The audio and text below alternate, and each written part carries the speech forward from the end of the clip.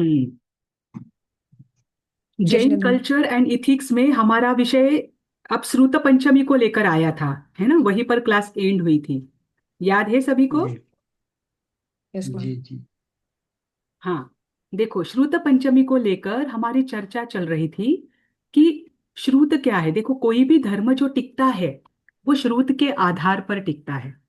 अगर जैन सिद्धांत हमारे पास है और जैन सिद्धांत के अनुसार आज भी हम कठोरता से नियमों का पालन कर सकते हैं, वास्तविक धर्म को जान सकते हैं, मोक्ष मार्ग की प्ररूपणा कर सकते हैं, तो उसका आधार क्या है? हमारे पास रहा हुआ श्रुत। हमें कोई प्रश्न होता है तो हम आगम के आधार पर, शास्त्रों के आधार पर उसका जवाब ढूंढते हैं। तो कोई भी धर्म टिकता है तो उसके लिए नींव होती है उनका श्रुत, उनके सिद्धांत, है ना? तो श्रुत पंचमी, इसकी एक कथा है। उसके शुरू करने से पहले मैं आपको बताती हूँ। भगवान महावीर के बाद आचार्य परंपरा शुरू हुई। भगवान महावीर के समय में भगवान महावीर के 11 गणधर थे। प्रत्येक तीर्थंकर के जितने गणधर होते हैं वे सभी गणधर अपनी अपने द्वादशांगी की रचना करते हैं। ध्यान रखना, प्रत्येक गणधर के अपने अपने 12 अंग होते हैं, सभी का एक नहीं होता। अब आपके पास जो अब आज वर्तमान में आगम है, ये कौन से गंधर के हो सकते हैं?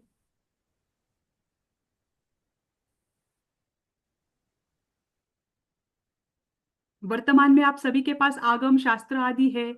उन आगमों के आधार पर बहुत बड़े आचार्य ने शास्त्रों की रचना की गौतम है। गढ़धर। जी। मेरी आवाज ब्रेक तो नहीं हो रही है हाँ। ना? नहीं नहीं हो रही ना मेरी आवाज ब्रेक? नहीं नहीं नहीं। नहीं मैडम, ठीक आ हाँ रही। ठीक आ रही। हाँ। देखिए, आज वर्तमान में जो आगम हम सबके पास है उसका जो बेस है वो बेस है सुधर्मा स्वामी, जो गणधर थे, सुधर्मा अणगार, उनके आगम। ठीक। अभी क्यों मैं आपको बताती हूँ। चाहे श्वेतांबर परंपरा हो या दिगंबर परंपरा हो, आगम किसके चल सकते हैं? देखिए, भगवान महावीर के 11 गणधर थे। प्रत्येक गणधर के अपने अपने 500 शिष्य थे। प्रत्येक गणधर क्या करते थे? अपने शिष्यों को अपनी ही वाचना देते थे, है ना? अभी एक आप एक उसके पहले मैं आपको एक क्लियर करती हूँ कि सबके आगम कैसे होते हैं, फिर आगे मैं इस विषय को कंटिन्यू करूंगी। आप स्कूल में जाते हो, ठीक, या फिर अभी आप जैनोलॉजी की क्लास कर रहे हो।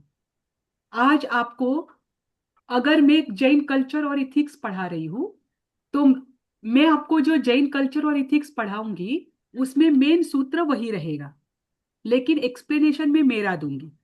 जैसे आपने कोई समयसार ग्रंथ है या आचारांग सूत्र है, दिगंबर परंपरा का आप समयसार ग्रंथ लीजिए या श्वेतांबर परंपरा का आचारांग सूत्र लीजिए। अगर आप कभी आचारांग सूत्र को पढ़ाने वाले 10 टीचर को देखते हैं या 10 आचार्यों को देखते हैं, तो प्रत्येक आचार्य सूत्र वही बोलता है, लेकिन उसका एक्सप्लेनेशन, उसके उदाहरण वो अपने अपने अनुसार देता है ना? है ना? तो सूत्र वही रहते हैं, हाँ लेकिन मैम। एक्सप्लेनेशन सबका बदलता है। सार वही रहता है, लेकिन सार को समझाने की पद्धति सबकी अलग अलग होती है ना? बस 11 गणधर जो थे उनके भी द्वादशांगी ऐसी ही थी। 11 के 11 गंधर्वों ने भगवान के मुख से त्रिपदी को सुना, उत्पाद व्यय द्रव्य ये सुना और द्वादशांगी की रचना की। सबका जो मूल अर्थ है, सभी गंधर्वों के द्वादशांगी का सबका मूल अर्थ समान रहा, बस समझाने की पद्धति सबकी अलग थी। इसीलिए प्रत्येक गणधर की अपनी अपनी द्वादशांगी होती है। ठीक। इसमें बेस किसी का नहीं बदलता, नाम किसी के नहीं बदलते, बस अंदर के उदाहरण बदल जाते हैं। इतना मात्र उनमें चेंजेस होता है। ठीक। अब भगवान महावीर के समय में ही, जब भगवान महावीर का निर्वाण नहीं हुआ था, उसी समय 9 गंधर्व मोक्ष को प्राप्त हुए। 11 गंधर्व में से 9 गणधर भगवान महावीर के रहते हुए ही मोक्ष को प्राप्त हुए। बचे 2 गणधर। कौन से 2 गंधर्व बचे थे भगवान महावीर के निर्वाण के पहले? गौतम गणधर। हाँ, एक गौतम गणधर और एक सुधर्मा स्वामी, धर्म। है ना। ये दो गणधर बचे। अब भगवान महावीर का निर्वाण हुआ, उनके निर्वाण के दिन ही गौतम गणधर को केवल ज्ञान हुआ, प्राप्त हुआ। है ना। अब जिस दिन हाँ। गणधर को केवल ज्ञान हो जाता है, उस दिन से वे उपदेश नहीं देते, क्योंकि सामान्य केवली की ये विशेषता होती है कि जब तक वे छद्मस्त अवस्था में हैं, छद्मस्त अवस्था का अर्थ क्या होता है, आज तक अभी तक उनके जो घनघाती कर्म है उनका भी क्षय नहीं हुआ है, 8 के 8 कर्म उनके बाकी है, वे छद्मस्त होते हैं, है ना। तो जब तक वे छद्मस्त है तब तक वे उपदेश देते हैं। जिस दिन उनको केवल ज्ञान की प्राप्ति होती है, उस दिन वेद उपदेश देना बंद कर देते हैं। फिर जो बचे हुए गणधर है उनके पास इनके शिष्य चले जाते हैं। जैसे दीपावली के दिन भगवान महावीर का निर्वाण हुआ, उसी दिन गौतम गणधर को केवल ज्ञान हुआ, तो गौतम गणधर के जो शिष्य थे वे सारे सुधर्मा स्वामी के अंडर आ गए, है ना। अब गौतम गणधर तो बोलेंगे नहीं, अब तो उनको केवल ज्ञान हुआ है। अब सुधर्मा स्वामी की द्वादशांगी चल रही है, ठीक। अब उस समय जो द्वादशांगी, जो आगमों का अध्ययन होता था, शास्त्रों का अध्ययन होता था, वो मौखिक रूप से होता था, लिखने की परंपरा नहीं थी, लिखना दोष माना जाता था, है ना। तब मौखिक परंपरा से आगम एक दूसरे के पास ट्रांसफर हो रहे थे, गुरु शिष्य को पढ़ाता था, जो योग्य शिष्य होता था उसे 14 पूर्वों का ज्ञान हो जाता था, ठीक। 14 पूर्वों का ज्ञान सबसे अधिक ज्ञान होता है, तो 14 पूर्वों का ज्ञान आगे आगे दिया जा रहा था मौखिक रूप से, ठीक। अब भगवान महावीर के निर्वाण के 600 वर्ष पश्चात, लगभग 6 मतलब ईसा की पहली शताब्दी में, मतलब आज से 2000 वर्ष पूर्व, ठीक। 600 वर्ष पश्चात दिगंबर और श्वेतांबर दोनों परंपराओं में एक एक घटना ऐसी हुई कि उस समय आचार्य ने अपना उपयोग लगाया। प्रत्येक आचार्य के पास, जिनके पास पूर्वों का आंशिक ज्ञान हो, देश रूप से ज्ञान हो या सर्व रूप से ज्ञान हो, उनके पास एक निमित्त ज्ञान भी होता है। उस निमित्त के आधार पर वे जान जाते हैं कि भविष्य कैसा होने वाला है। जैसे भद्रबाहु ने जान लिया था कि उत्तर में भयंकर दुष्काल आने वाला है, इस कारण से वे दक्षिण भारत में आए।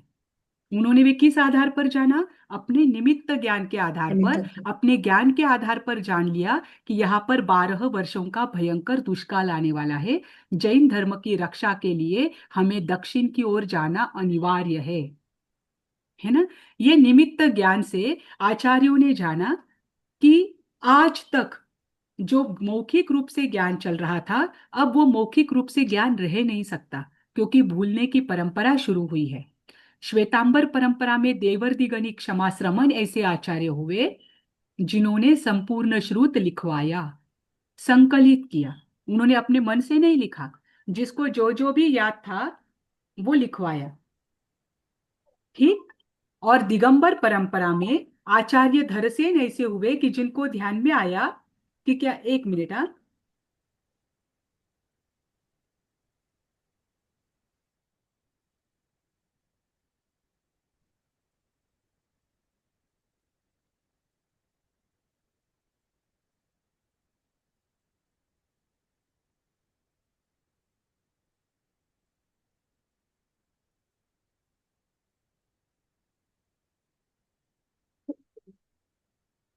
हाँ, अभी देखिए, धरसेन आचार्य दिगंबर परंपरा में हुए और श्वेतांबर परंपरा में देवर्दिगनि क्षमाश्रमण। उन दोनों के हम पर उपकार है, जिनकी वजह से श्रुत हमारे पास लिखित रूप में या वर्तमान में उपलब्ध है। अब ये श्रुत पंचमी की जो कथा चलती है, ये आचार्य धरसेन, आचार्य पुष्पदंत और आचार्य भूतबली, इनको लेकर चलती है, ठीक। अब देखिए, आचार्य धरसेन जो थे, ये पूर्वों के एक देश ज्ञाता थे। एक देश यानी थोड़े रूप में पूर्वों का ज्ञान होना। तो आचार्य धरसेन ईसा के लगभग पहली शताब्दी में हुए, मतलब आज से 2000 वर्ष पूर्व। अब वे गिरिनगर की गुफाओं में हैं। गिरनार पर्वत के वहां पर चंद्र गुफा है, उस गुफा में वे विद्यमान थे। उन्होंने निमित्त ज्ञान से जाना कि मेरा अब अंतिम समय निकट है और मेरे बाद ऐसा कोई नहीं है जिनके पास पूर्वों का आंशिक ज्ञान हो। मुझे ये पूर्वों का आंशिक ज्ञान आगे के पीढ़ी को, अगले शिष्यों को देना जरूरी है, क्योंकि ये जिन शासन की सेवा है, श्रुत का संरक्षण आवश्यक है। तब उन्होंने क्या किया? आंध्र प्रदेश में मुनियों का समूह विद्यमान था, महिमा नगरी में। वहां पर उन्होंने एक व्यक्ति के साथ कोई कहता है शिष्य के साथ भेजा, कोई कहता है साधु जी के साथ भेजा, पर वहां पर उन्होंने समाचार भेजा कि आचार्य धरसेन योग्य, मतलब आचार्य धरसेन के पास आप योग्य शिष्यों को भेजे, उनके पास वो जितना ज्ञान है उन शिष्यों को देना चाहते हैं। मुनियों के संघ ने 2 मुनि योग्य जानकर गिरिनगर में भेज दिए, यानी चंद्र गुफा में जहां पर आचार्य धरसेन थे। ठीक। अब वो वहां पर जाने के बाद, जब वे वहां पर जा रहे थे, उसी दिन सुबह सुबह में आचार्य धरसेन को स्वप्न आया कि 2 वृषभ मेरे पास आए। किसी ने सुना है इस स्वप्न के बारे में? हाँ मैडम। जी संध्या हाँ जी, सुना है। क्या स्वप्न था? हाँ, वो दो ऋषभ आ रहे थे स्वप्न में। हाँ, 2 वृषभ आए और दो उन्होंने क्या सफेद किया? ऋषभ आ रहे थे। हाँ, दो उन्होंने क्या वृषभ आए किया और उसको उन्होंने क्या किया इन्हें आकर? उनको बहुत खुश हुआ। वो उन वो ने वो उन दोनों को एक परीक्षा लेती है, एक एक मंत्र देती है। हाँ, पर परीक्षा वृषभ, लेती। जी जी जी, वो तो हाँ आगे की परीक्षा बात है लेती। आने के बाद। पर आने के पहले जो स्वप्न देखा, उसमें क्या हुआ? वो हाँ वृषभ क्या कर रहे थे? ऋषभ, वो तो भूल गई हूँ। अच्छा, मालूम नहीं कोई मैडम। बात नहीं। 2 एकदम धवल ऋषभ आए और वृषभ ने आकर इनको हम्म, वंदन नमस्कार किया। उनका विनय देखकर वो जान गए कि मेरे पास जो आज शिष्य आएंगे, निश्चय ही वे अत्यंत विनयवान होंगे। ठीक। अब ये 2 मुनि आते ही देखो, पहले ही स्वप्न आया था, उनको तो विश्वास था कि जो मुझे स्वप्न आया है उसके अनुसार ये 2 मुनि योग्य है। पर फिर भी ये हमारे आचार्यों की परंपरा रही है कि जिनको हम इतना श्रुत ज्ञान दे रहे हैं, वो श्रुत ज्ञान प्राप्त करने के योग्य भी है या नहीं, ये परीक्षा ली जाए। क्योंकि जहर तो हर कोई पचा सकता है, अमृत पचाने का कार्य मात्र महापुरुष ही करते हैं। ध्यान रखना, हम जहर पचा सकते हैं लेकिन अमृत नहीं पचा सकते। और ज्ञान अमृत है, उसके लिए बहुत बड़ा हृदय चाहिए, विशाल हृदय चाहिए। वही व्यक्ति क्या कर सकता है? ज्ञान को पचा सकता है। उसकी बुद्धि कैसी चाहिए? प्रगल्भ चाहिए। अब इसीलिए हमारे आचार्य क्या करते थे? अपने शिष्यों की परीक्षा लेते थे। आचार्य धरसेन ने भी आने के बाद, जैसे परंपरा के अनुसार शिष्य अगर ज्ञान प्राप्त करने के लिए आए हैं तो उनकी परीक्षा लेना आवश्यक है। आचार्य धरसेन ने भी क्या किया? उन 2 मुनियों की परीक्षा लेने का सोचा। उन 2 मुनियों को कहा कि आपको मैं एक एक मंत्र देता हूं, उस मंत्र को आपको बेले बेले की तपश्चर्या के साथ सिद्ध करना है। देखो, सिद्ध करना है अर्थात जो भी उसके हाँ। अधिष्ठात्रा देवी और देवता है, वो मंत्र पूर्ण होने के बाद उनका सामने प्रकट होना आवश्यक है। इसे कहते हैं सिद्ध करना। ठीक। हम्म, अब उन्होंने दोनों को एक एक मंत्र दिया। दोनों भी अलग अलग गुफाओं में चले गए और बेले की तपश्चर्या के साथ उन्होंने मंत्रों का पठन शुरू कर दिया। और मंत्र पूर्ण होने के पश्चात उनकी एकाग्रता देखिए, वो मंत्र सिद्ध हुआ। और उस मंत्र के अनुसार अधिष्ठात्री देवी उनके सामने प्रकट हुई। अब पुष्पदंत और भूतबली थे। पुष्पदंत के सामने जो देवी प्रकट हुई, उसके दांत बड़े बड़े थे। और भूतबली के सामने जो देवी प्रकट हुई, वो एक आंख से कानी थी। ठीक।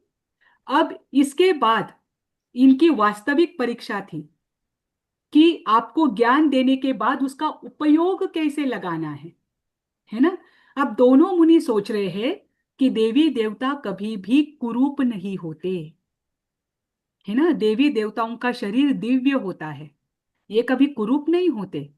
तो दोनों मुनि अपने अपने अनुसार यो सोच रहे हैं कि अगर मेरे इस पर सामने जो देवी आई है उसकी दंत पंक्तियां बड़ी है, तो निश्चित ही गुरुदेव ने मुझे जो मंत्र दिया है उस मंत्र में कहीं ना कहीं अधिक अक्षर है। और दूसरे मुनि क्या सोचते हैं कि अगर मेरे सामने ऐसी देवी प्रकट हुई है कि जिसकी एक आंख कानी है, यानी एक आंख नहीं है, हीन अंग है, तो जरूर उस मंत्र में कोई ना कोई एक अक्षर छूटा है। और उसके बाद वे दोनों मुनि अपनी अपनी योग्यता के अनुसार उस मंत्र का अर्थ निकालते हैं, कहाँ पर कैसा अर्थ निकलता है वो देखते हैं, और फिर उनको ध्यान में आता है कि ये अक्षर अधिक है या ये अक्षर कम है। और जो अक्षर अधिक और कम लगा, वे दोनों मुनि उस अक्षर को वहां पर जोड़ देते हैं, या पर जहां से घटाना है वहां से घटा देते हैं, और पुनः नया मंत्र बनाते हैं, और वापस बेले के तपश्चर्या के साथ उस मंत्र को सिद्ध करते हैं। और वो मंत्र सिद्ध होने के बाद वास्तविक रूप में वो देवी उनके सामने प्रकट होती है। जैसे ही वो देवी सामने प्रकट होती है, वे दो मुनि क्या कहते हैं कि हमारा आपसे कोई प्रयोजन नहीं है, ये तो हमारे गुरुदेव का आदेश था कि हमें ये मंत्र सिद्ध करना है, इसीलिए हमने किया था। और वो होने के बाद वे गुरुदेव के पास आते हैं। उनकी योग्यता तुरंत वे गुरुदेव समझ लेते हैं कि इनमें शास्त्र को समझने की योग्यता अधिक है, ये वास्तव रूप में शास्त्र के गूढ़ अर्थ को समझ सकते हैं। तब आचार्य धरसेन अपने पास जितना ज्ञान है उतना पुष्पदंत और भूतबली को देते हैं। और जैसे ही आचार्य धरसेन जान जाते हैं कि अब मेरा अंतिम समय निकट है, इतने वर्षों से ये शिष्य मेरे पास रहे हैं, अगर ये जान जाएंगे कि ये मेरा अंतिम समय है तो ये मुझे छोड़कर कभी नहीं जाएंगे। तो आचार्य धरसेन उनको जाने का, वहां से विचरण करने का आदेश दे देते हैं। ये विचरण करते हैं, और विचरण करने के बाद जो ज्ञान प्राप्त किया है आचार्य धरसेन से, उसे पुष्पदंत और भूतबली एक ग्रंथ में यानी शास्त्र में उसकी रचना करते हैं। और वो शास्त्र कौन सा है? षटखंड षटखंड षटखंडागम। उस षटखंडागम की रचना पूर्ण होती है ज्येष्ठ शुक्ला पंचमी के दिन। और उस दिन सभी संघ के लोग, संघ के जो भी सदस्य आदि है, वे सब आकर पहली बार शास्त्र की पूजा करते हैं। और वही दिन श्रुत पंचमी के रूप में मनाया जाता है। आज वर्तमान में ये श्रुत पंचमी का जो पर्व है, ये प्राकृत दिवस के रूप में भी मनाया जाता है। आप मनाते हैं ना वर्ष में एक बार प्राकृत दिवस, बस वही होता हाँ है मैम। श्रुत पंचमी का पर्व। श्रुत हम्म। पंचमी का पर्व क्यों मनाना है? क्योंकि देखिए, सबसे पहली बात, इसके पीछे विशेषताएं हैं। सबसे बड़ी बात है शास्त्र का संरक्षण। जब तक श्रुत का संरक्षण नहीं होगा, तब तक सिद्धांत जैन धर्म जो है वो टिकेगा नहीं। अगर धर्म को टिकाना है तो श्रुत का संरक्षण आवश्यक है। ये श्रुत ही हमें आज क्या करता है? मार्ग दिखाने का कार्य करता है ना। आप इसे कहते हैं ना, देवी श्रुति, श्रुत देवी हो, जिनवाणी हो, भगवती हो, इसे आप क्यों कहते हैं? क्योंकि आज ये हमारे लिए हाँ गुरु मैम। का कार्य कर रहा है, मार्ग या दिशा दिखाने का कार्य कर रहा है। इसीलिए श्रुत पंचमी के दिन विशेष रूप से ज्ञान की पूजा करने के साथ जो सार्वजनिक स्थल पर या स्थानक, देरासर हो, उपाश्रय हो, यहाँ पर जो आपके ज्ञान आदि है, शास्त्र आदि है, उनकी साफ सफाई करके, उनकी पढ़ी लेखना आदि करके एक बार उनका पठन पाठन करने का कार्य भी चलता है। इस दिन लोग उपवास आदि भी करते हैं और ज्यादा से ज्यादा समय शास्त्र को प्राप्त करने में लगाते हैं। ठीक।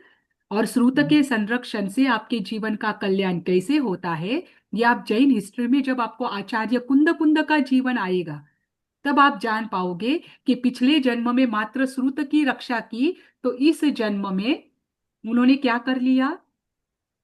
श्रुत को, श्रुत मतलब श्रुत ज्ञानावर्णीय कर्म का क्षयोपशम भी हुआ, उतना प्राप्त भी किया। और आज भी उनका नाम क्या किया जाता है? गौतम गणधर के बाद लिया जाता है ना। ये उनके पिछले जन्म में श्रुत की रक्षा करने के फल थे, जिसके फलस्वरूप इस जन्म में उनके लिए साधना सुकर हुई। ठीक, ये है श्रुत पंचमी, जो मुख्यतः दिगंबर परंपरा में मनाया जाता है। वैसे तो संपूर्ण जैन समाज इसे मनाता है, लेकिन श्वेतांबर परंपरा में इसे लेकर और एक पंचमी मनाई जाती है, वो है ज्ञान पंचमी। ज्ञान पंचमी कब मनाई जाती है? दीपावली के कब मनाई जाती है? दीपावली होने के बाद जो पांचम आता है। बराबर, दीपावली के यानी कार्तिक सुदी पंचम को, कार्तिक सुदी पंचमी को, है ना। दीपावली के बाद पांचवें दिन। श्वेतांबर परंपरा में श्रुत पंचमी के साथ ज्ञान पंचमी मनाने का भी नियम है। क्यों? क्योंकि इससे ज्ञानावर्णीय कर्म का अगर क्षयोपशम करना है, क्षय करना है, तो इसकी एक विधि यहाँ पर बताई है। जैसे दिगंबर परंपरा में आप अनंत चतुर्दशी की विधि देखेंगे, सुगंधा दशमी की विधि देखेंगे। श्वेतांबर परंपरा में भी आप जो है आयम्बिल आदि की विधि देखेंगे। विविध प्रकार के तप, विहरमान तप आदि होते हैं जो कि हमारे कर्मों के क्षय करने के लिए होते हैं। ये श्वेतांबर और दिगंबर दोनों परंपराओं में पाया जाता है। लेकिन ये ज्ञान पंचमी का जो पर्व है, ये श्वेतांबर परंपरा में अधिक रूप से देखने को मिलता है। ठीक, ये ज्ञान पंचमी होती है अगर हमारे ज्ञान पर आवरण आया है। हमारे ज्ञान पर आवरण आता है ना। कभी अगर आपको पिक्चर देखने के लिए कहो तो हमें बोर नहीं होता है, पर अगर हमें ज्ञान की कोई बात करने के लिए कहो तो हमें नींद आती है ना। कभी हम स्तवन व्याख्यान सुनने के लिए जाते हैं, प्रवचन सुनने के लिए जाते हैं, अगर कोई कठिन विषय आ जाता है तो सर तक उठता है। क्यों? क्योंकि अभी भी हमारा ज्ञान में रस नहीं है। कहीं ना कहीं ज्ञान प्राप्त करने का जो आनंद है, वो आनंद हम अंदर से उपभोग नहीं कर पाते हैं। इस कारण से ये हमें कठिन लगता है। तो ये ना हो, हमारे ज्ञानावर्णीय कर्मों का क्षय हो, इसीलिए एक विधि यहाँ पर बताई है जो कि ज्ञान पंचमी के दिन होती है। ठीक, कार्तिक सुदी पंचमी को मनाया जाने वाला ये पर्व है, और ये 5 वर्ष 5 महीने का होता है। प्रत्येक वर्ष, प्रत्येक पंचमी में ये उपवास आदि किया जाता है, और उस दिन एक विधि कराई जाती है। जैसे 51 बार लोगस्य सूत्र बोला जाता है, 51 बार आपको जो द्वादश आवर्त की पार्टी है, इच्छा में क्षमा समनो आदि, उनका पठन पाठन किया जाता है। 51 बार वंदना की जाती है, 51 बार नमुत्थुनम का पाठ बोला जाता है, और 20 नमो नानस्य की माला फेरी जाती है। ये इसकी विधि होती है। दोनों समय प्रतिक्रमण करना आवश्यक है, उपवास के साथ किया जाता है। अगर उपवास करने की क्षमता नहीं हो तो आयम्बिल और एकासन, ये तपश्चर्या करके इस व्रत की आराधना की जाती है। हर पंचमी को ये व्रत किया जाता है, हर महीने की शुक्ल पंचमी को। शुक्ल और कृष्ण पता है ना सभी को? हाँ पता है। हाँ हाँ। हाँ मैडम पूर्णिमा के जी। पहले जो पंचमी आती है वो शुक्ल पंचमी, और अमावस के पहले जो पंचमी आती है वो कृष्ण पंचमी। ठीक, शुक्ल यानी सफेद, और कृष्ण यानी अंधकार, काला। अमावस क्या करती है? आकाश में अंधकार को बढ़ाती है, और चांदनी क्या करती है? आकाश में प्रकाश फैलाती है।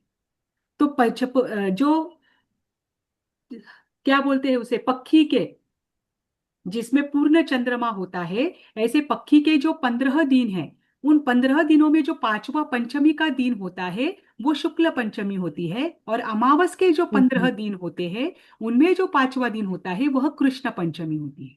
ठीक, तो ये कार्तिक अमावस के बाद शुक्ल कार्तिक पूर्णिमा के 15 दिन होते हैं। तो कार्तिक पूर्णिमा के 15 दिनों में जो पांचवा दिन है, यानी कार्तिक अमावस के बाद पांचवा दिन, ये होती है कार्तिक सुदी पंचमी यानी शुक्ल पंचमी।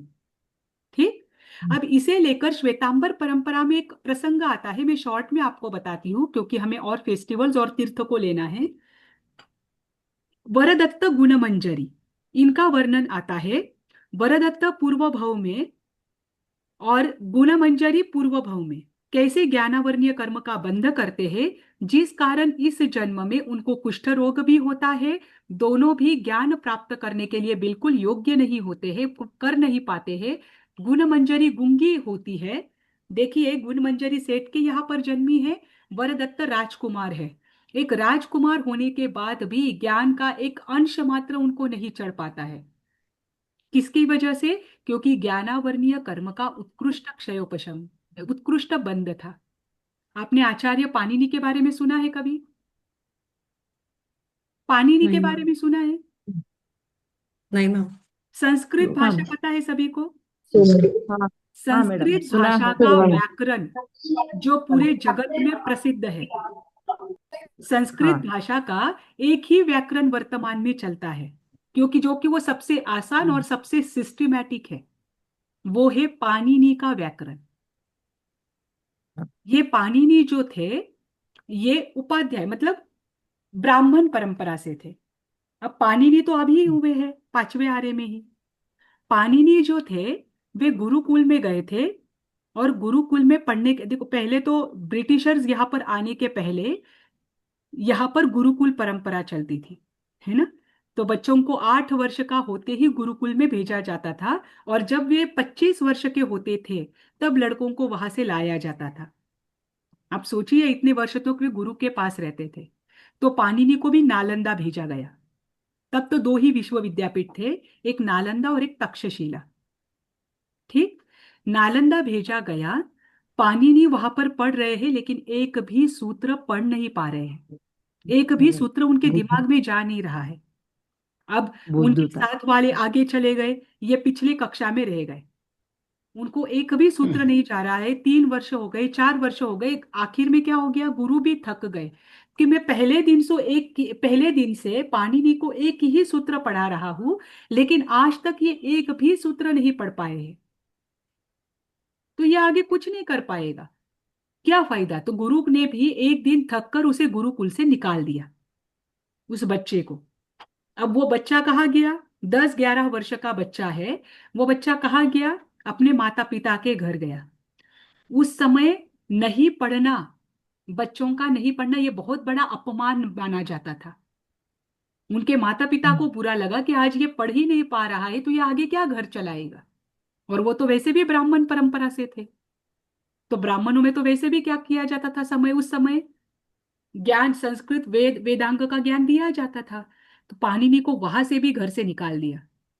अब पाणिनि जो है, वो जंगल में चले गए, और जंगल में जाने के बाद क्या करे कुछ समझ में नहीं आ रहा, तो वो साधना करने के लिए बैठ गए कि मैं कुछ नहीं कर सकता हूं, मैं ज्ञान प्राप्त नहीं कर सकता हूं, तो मैं ध्यान कर लूं। ठीक, अब ये ध्यान कर रहे हैं, लगातार 14 वर्ष तक उन्होंने ध्यान किया। आप सोचिए, अब ये जो पाणिनि है ना, इनको लेकर पहले गुरु ने देखा। गुरु हर दृष्टि से आपके शरीर के लक्षण आदि देखकर भी जानते हैं कि आप में कितनी क्षमता है अभी वर्तमान में। उन्होंने क्या किया था, उनके गुरु ने उनका हाथ देखा। आपको बहुत सारी बातें यहाँ पर क्लियर होगी कि जैन दर्शन किसे कार्य कारण मानता है। तो उन्होंने उनका हाथ देखा, पाणिनि का, उनके गुरु ने। आपके हाथ पर कम से कम 3 रेखाएं हैं ना? प्रत्येक व्यक्ति के हाथ पर कम से कम 3 रेखाएं होती ही है। ऐसा आपने कोई हाथ देखा है कि किसके हाथ पर रेखा ना हो? नहीं देखा ना? पाणिनि के हाथ नहीं। पर एक भी रेखा नहीं थी। सोचिए आप, एक भी रेखा उनके हाथ पर नहीं थी। उनके गुरु ने अर्थ लगाया कि इनके हाथ पर एक भी रेखा नहीं है, इसका मतलब ये दरिद्री है, ये कभी ज्ञान प्राप्त नहीं कर सकता। ठीक, अब पाणिनि को तो वहां से भेज दिया जब उनका भविष्य देखा उनके हाथ में। तो अब पाणिनि जंगल में चले गए, और कुछ आता तो है नहीं कि जिसका वो क्या करे, बार बार पठन पाठन करे। पाणिनि ने ध्यान लगाना शुरू किया। लगातार 14 वर्ष तक वे ध्यान में रहे, और ध्यान में रहने के बाद एक दिन अचानक उनको शंकर का डमरू है, शिव का डमरू होता है ना, वो डमरू की आवाज सुनाई दी। आप सोचिए कि ज्ञान कहाँ कहाँ से प्राप्त हो सकता है।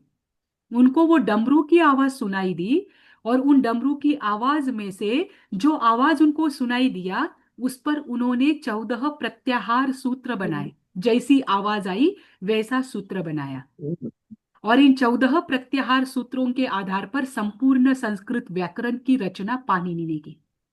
और उनका ही संस्कृत व्याकरण सबसे सिस्टमैटिक है और आज सभी जगह में पढ़ाया जाता है।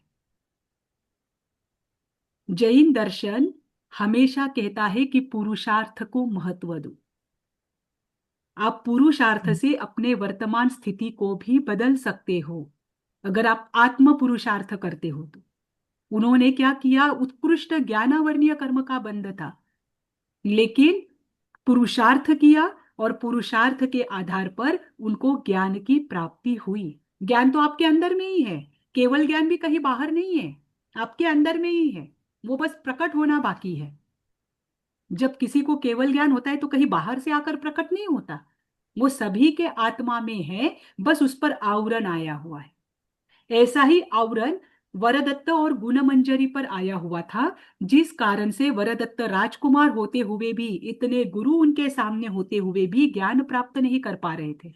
और गुणमंजरी भी जन्म से गूंगी थी, क्योंकि पिछले जन्म में बार बार ज्ञान की आशाधना की थी और वो भी अपने ज्ञान को प्राप्त नहीं कर पा रही थी। एक दिन वहां पर आचार्य पधारते हैं। आचार्य को सेठ और राजा दोनों भी प्रश्न करते हैं कि हमारे बच्चे ऐसे क्यों हैं। अब राजा अगला अपना जो उत्तराधिकारी है वो वरदत्त को बनाना चाहता है, लेकिन वरदत्त को किसी भी प्रकार का नॉलेज नहीं है, तो वो राजा बनाए कैसे। तो राजा को भी चिंता है कि वरदत्त को ज्ञान नहीं होगा तो मैं राजा नहीं बना सकता उसे। हर जगह पर राजा को तो सबसे अधिक ज्ञान चाहिए। तो उन्होंने प्रश्न पूछा, तब आचार्य अवधि ज्ञानी थे। उन्होंने अवधि ज्ञान के आधार पर जानकर उनका पूर्व भव बताया कि पूर्व भव में इन दोनों ने ज्ञान की अत्यंत आशाधना की है। ज्ञान की आशाधना करना अर्थात कोई ज्ञान पढ़ना चाहता है, हम उसे बार बार रोकते हैं। कोई कहता है कि मुझे अभी पढ़ना है, पर आप बोलते हैं कि आप पढ़कर क्या तुम्हें बैरिस्टर बनना है क्या। पढ़ने में रोकना। कोई ज्ञान की बात बताता है तो उन गुरु का नाम छिपाते हैं। बार बार हम क्या करते हैं, किताबों को गलत तरीके से उठाते हैं, गलत तरीके से रखते हैं। तो उसे जो हैंडल करना होता है वो भी अगर हम प्रॉपर नहीं करते हैं, तब भी ज्ञान की आशाधना होती है। ठीक। तो ज्ञान की बार बार आशाधना करने से इन्हें जन्म से कुष्ठ रोग हुआ है और ज्ञान प्राप्त नहीं कर पा रहे हैं, और गुणमंजरी भी गूंगी हुई है तो ज्ञान की आशाधना करने से। तो उस समय आचार्य को वो कुछ विधि पूछते हैं कि जिससे इनको ज्ञान की प्राप्ति हो। तब आचार्य ये ज्ञान पंचमी की जो विधि है ये उनसे करवाते हैं। मैं आज भी आपको बोलती हूँ कि हमारे किसी भी प्राचीन आचार्य ने, चाहे दिगंबर परंपरा के हो चाहे श्वेतांबर परंपरा के हो, भौतिक सुख और भौतिक ऐश्वर्य आपको प्राप्त हो, इस अपेक्षा से कभी भी कोई भी विधि नहीं बताई है। जो भी विधि बताई है, आप अपनी आत्मा का कल्याण करो, इसके लिए बताई है। इस निमित्त से आप धर्म से जुड़ोगे, धर्म में आनंद आएगा और आपको मोक्ष का सुख प्राप्त होगा, ये देखकर विधि बताई है। ठीक। तो किसी भी विधि को आप अपने भौतिक प्रयोजन के लिए इस्तेमाल ना करें। जब भी आप कोई विधि करें, भले ही ज्ञान पंचमी की हो, भले ही श्रुत पंचमी की हो, उसके पीछे आपका उद्देश्य एकमात्र यही रहे कि आपके मन में कोई इच्छा अब नहीं रहे। अब आपका मन हमेशा आत्मा में रमन करे, धर्म में रमन करे, जब तक मोक्ष की प्राप्ति ना हो। ठीक। अब इन्हें भी वो आराधना इसीलिए दी ताकि धर्म पर इनका विश्वास और दृढ़ हो और ये इस जन्म में ही सही धर्म के मार्ग में लग जाए। ये दोनों भी इतने उत्कृष्ट भावों के साथ उस तप की आराधना करते हैं कि बाद में इसका कुष्ठ रोग वरदत्त का जो था वो भी नष्ट होता है, और गुण मंजरी भी क्या करती है, धीरे धीरे बोलने लगती है, और दोनों को बाद में ज्ञान की प्राप्ति होने लगती है। तो इसका परिणाम जानकर तब से यह परंपरा चलती आ रही है कि ज्ञान पंचमी का पर्व करना चाहिए। ये फल भी उनको कब दिया, जब इन्होंने निस्वार्थ भाव से उस विधि को किया। उनकी कोई अपेक्षा नहीं थी कि मुझे बोलना आएगा, इनको कोई अपेक्षा नहीं थी कि मेरा कुष्ठ रोग जाएगा। इनको मात्र इतना था कि पिछले जन्म में हमने कर्म किए हैं, इस जन्म में हमें मात्र धर्म करना है। ठीक। तो ये ज्ञान पंचमी का पर्व कब मनाया जाता है, कार्तिक सुदी पंचमी के दिन। श्रुत पंचमी कब मनाई जाती है। जेठ हाँ, जेठ कृष्णा पंचमी। ज्येष्ठ शुक्ला जेठ पंचमी के दिन। शुक्ला पंचमी, जेठ शुक्ला और पंचमी। ज्ञान पंचमी कब मनाई जाती है।